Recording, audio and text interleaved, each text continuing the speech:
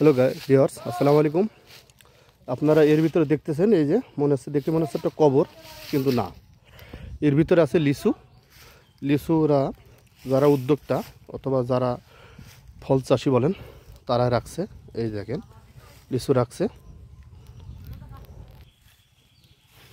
এই যে আমার এই মুরব্বি লিচু খাচ্ছে, আর এই মুরব্বি এই যে রাখছে, ধরে রাখছে। অনেক কষ্ট গেছে, এরা অনেক পরিশ্রম করতেছে। এখন এই ফলের মৌসুম। এটা হচ্ছে বাগারপাড়া উপজেলার দাঁতপুর গ্রাম। আপনি লিচুর সাথে কতদিন জড়িত? 20-22 বছর। 20-22 বছর। আপনার কয়টা লিচু গাছ আছে? 100 লিচু গাছ। প্রত্যেকটা গাছে ফল আসছে মোটামুটি। আপনি এখন তো কত টাকার ফল বিক্রি করেছেন? প্রতি বছরে 3 লাখ 4 লাখ 5 লাখ এর বেশি হবে। এবার কি ফলের সংখ্যা বেশি না কম? বেশি বেশি বেশি।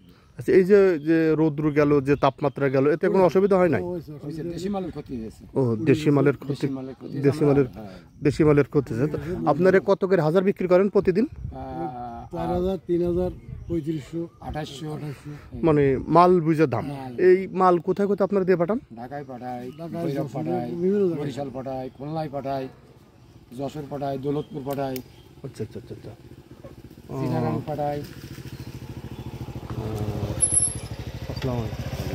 এই যে আর এক চাষি চলে আসছে, ইনি লিচু কেনার জন্য আসছে। এই যে ইনি। আপনার বাসা কোথায় ভাই? ও ভাই, কোথায় বললেন? আমি নড়াইল লোহাগড়ার থেকে আসছি। ও, আপনি কি লিচু কেনার জন্য আসছেন? লিচু কেনবো, লিচু তো পাকেনি এখনো। ও, লিচু এখনো পাকিনি, তাই তো? না, ও আচ্ছা আচ্ছা আচ্ছা। আপনি তাহলে নড়াইল লোহাগড়া থেকে আসছেন, তাই তো? এই যশোর থেকে আসছি তো একটু। একা আসছেন নাকি? একা চলে কোন, আমি তো ঘুরে বাবা ঘুরে জানেন না।